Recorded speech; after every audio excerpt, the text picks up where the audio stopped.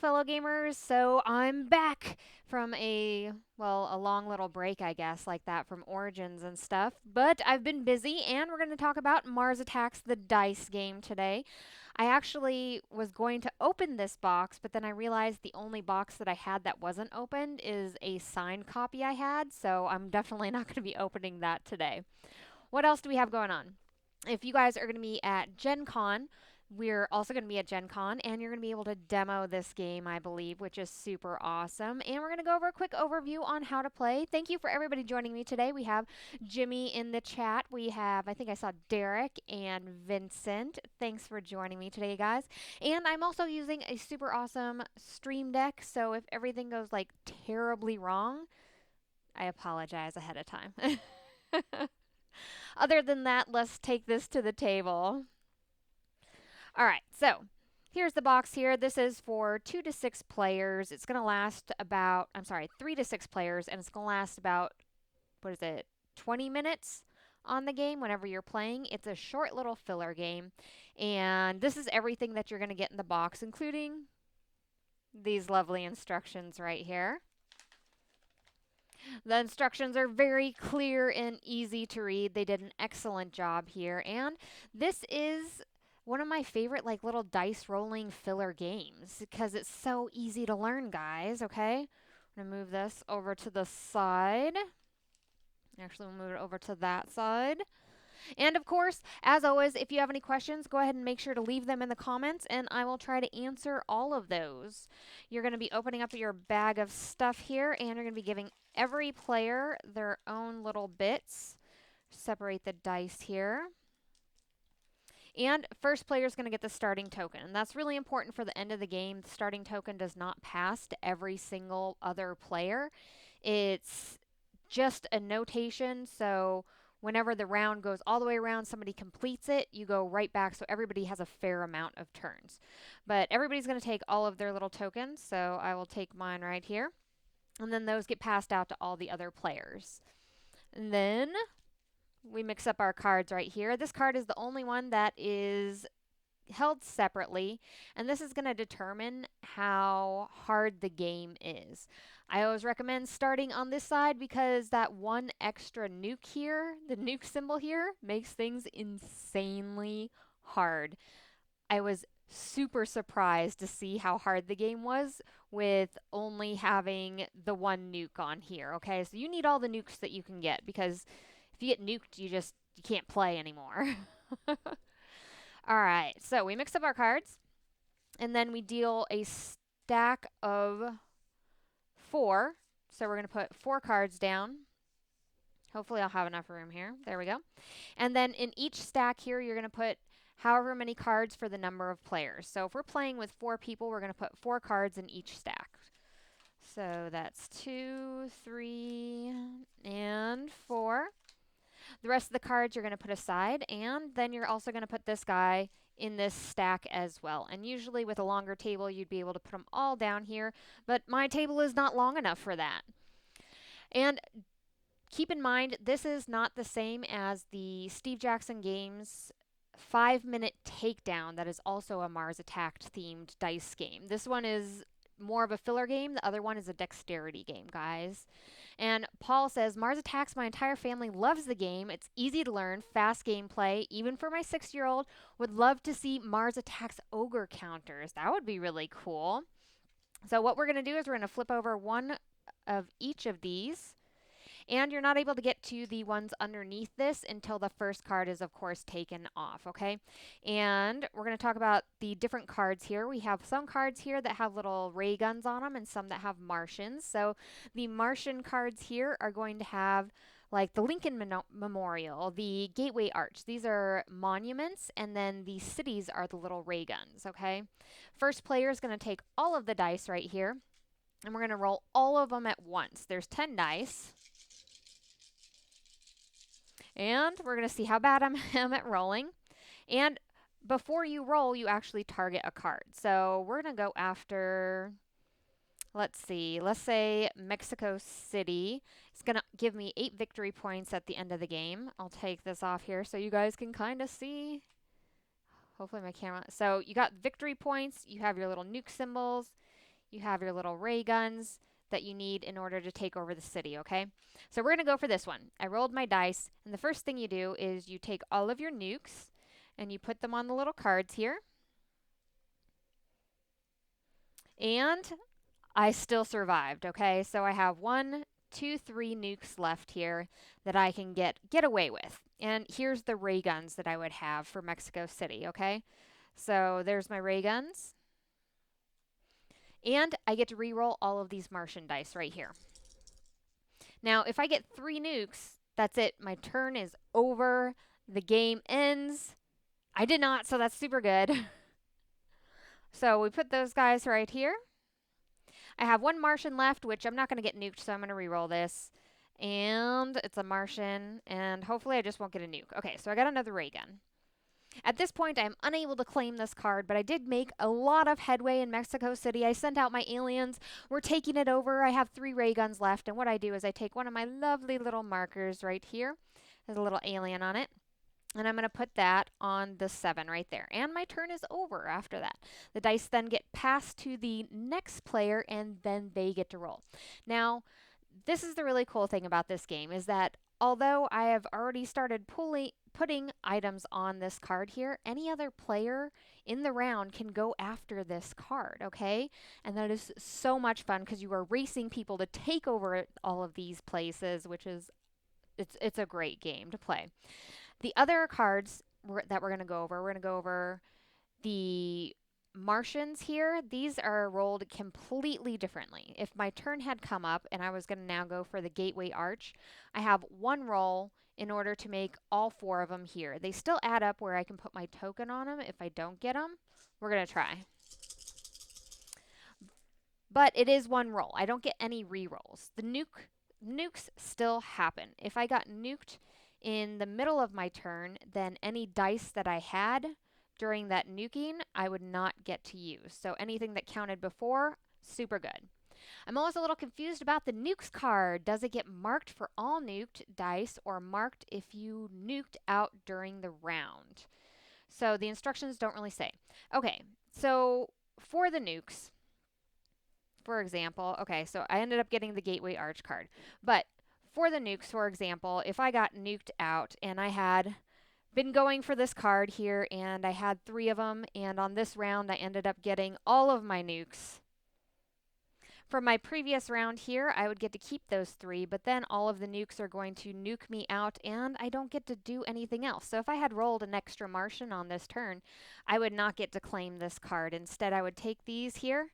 I would put my token right here, and then I got nuked out for this round, and my turn is automatically over. So hopefully that helps you with your question on that. And whenever the players have finished off one of these stacks, so there's no other cards in this stack, then the round continues until it comes to the first player again, and then the game is over. And we're going to total up the victory points on this, okay? Again, if you guys have any other comments, go ahead and leave them in the chat for any questions or anything, and I'll go through them, okay? I'm going to also go through some of the different cards because these are like very neutral cards, but we also have cards with lots of different abilities. And as you're starting to bring things out, some of these cards don't actually have nukes on them. So then the variability of the game gets harder or easier as you go along. So, for example, we have Area 51 here. And this has a little red bordered thing here. It says, you may not target this card. The next player to claim any other face-up card must also take this card. This has 2 nukes, so it's going to add to the game as far as making it a little bit easier. You can be a little bit more chancy with where you're putting everything at, okay? But this red bordered portion here stays in play while the card is out here. Whenever the card is taken, then that goes away. Any ability that's red stays out here and is in play, and then once it's claimed, then it's no longer in play anymore. So Phil says, another one I picked up at NordCon. This game is very cool twist of press your luck dice. I like it. So I'm a terrible dice roller, and the fact that you don't lose everything that you get is huge for me because I mean, I'm just so bad at rolling dice. I get nuked out all the time in this game. No, you meant the card that has the aliens, or oh, the card that just has the nukes on it, Jennifer. Okay. Let me go through and try to find it. I know exactly what you're talking about. I believe I know the one that I had previously looked at. Here we go, Las Vegas. So this one here says you may not target Las Vegas if you are if you nuked if you are nuked, place one of your player tokens on the first numbered space or move your token to the next space. So this one here, you're trying to get nuked 3 times in a row for Las Vegas. Let me kind of show that off here. I remember seeing Las Vegas. I don't remember seeing any of the other ones on there, Jennifer. And Los Angeles. I'm going to have to take a look at Los Angeles's. So this one in particular, those nukes don't count towards you being nuked. All right, so let's go and find Los Angeles, guys. Los Angeles. You must roll nukes to claim Los Angeles. The normal rules for getting nuked still apply. The nuke symbols are shown in the numbered spaces, do not apply towards getting nuked, okay? So if you're rolling 10 dice, I would imagine if you rolled all nukes on this, then you would be good. The thing is that you would target this card here. You're going to roll your dice, and you can re-roll ray guns. What is it? Ray guns? No, I'm sorry. You can re-roll Martians, not ray guns. And that's the big thing on this one here. So if we're trying to claim this card, say this one is out right here. Move all these to the side here. See, I rolled a ton of ray guns and 2 nukes. So I could put these 2 nukes on Los Angeles here. And then I re-roll my Martians on this, okay? And hopefully I get nukes. I would get 1 more nuke. That ray gun doesn't count. So this card makes it a little bit harder to get. And you're not really going to be nuking yourself out on that one. And another Martian on that one. I would keep rolling this until hopefully I got a nuke. So there. And then I would go ahead and claim this one here on the 4. Well, I wouldn't claim it, but I would put my little marker on the 4, and then I could try for that card next time. But you would go ahead and select that one, and it would make it easier for everybody here.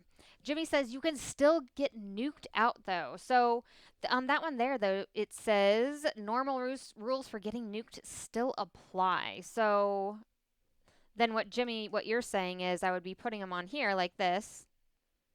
Ta-da. And then I would go ahead and add my marker to the 4 whenever I rolled out. But I wouldn't be re-rolling the ray guns. So you're still slowly going through that. A little bit more variable. Are there any other ones with nukes on them? That's a good question. How exactly does Los Angeles work in Mars Attacks the Dice game?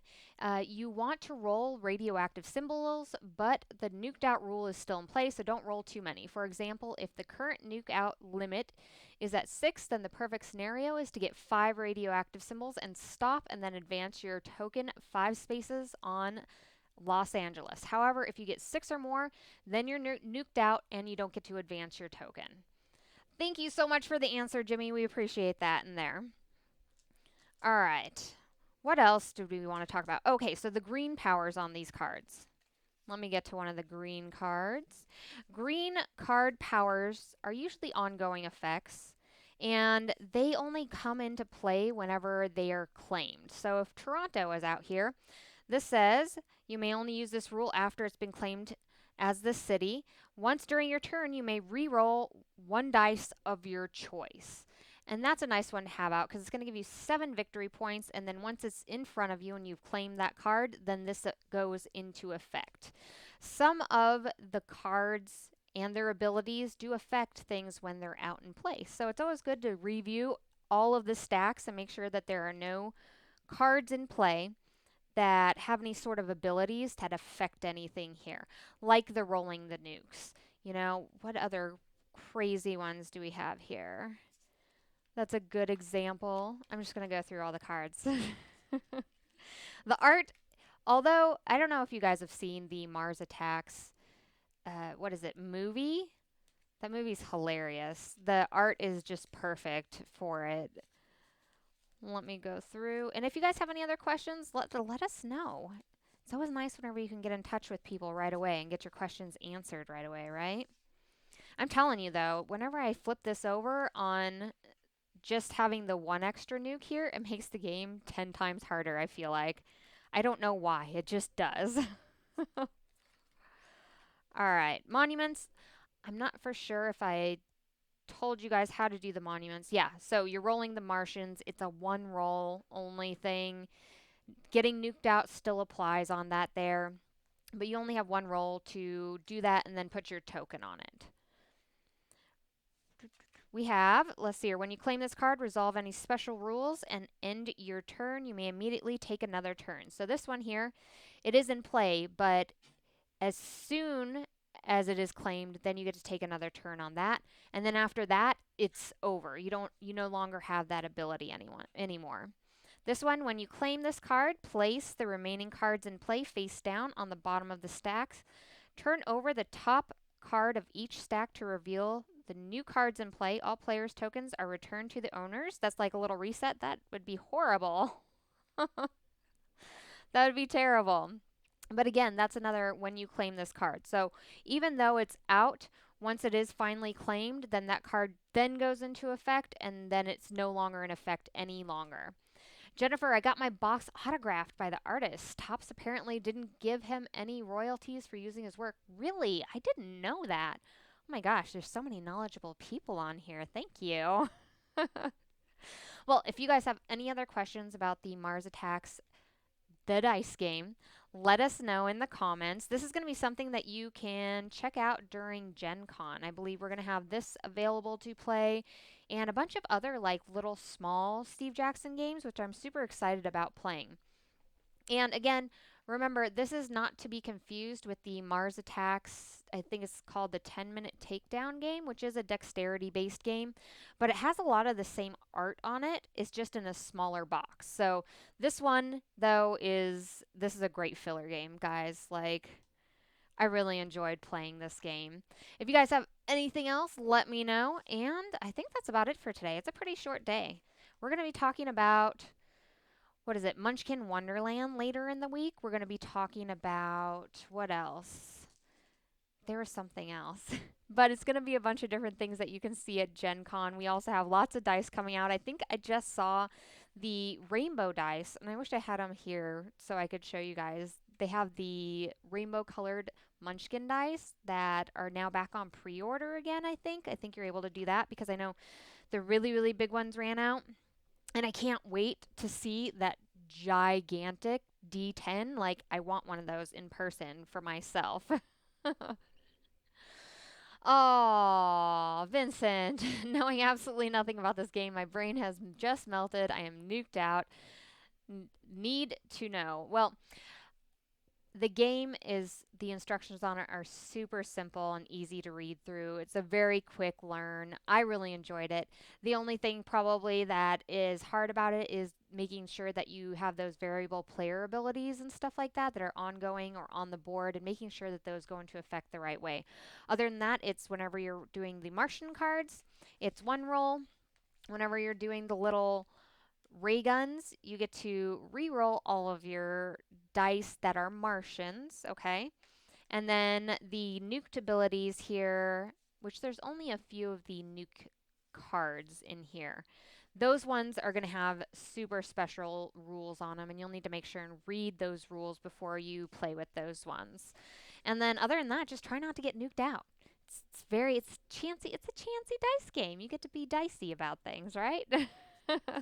Other than that, I will see you guys all on next Thursday when we talk about Munchkin Wonderland, and I hope you guys have an amazing day. We will be seeing you later.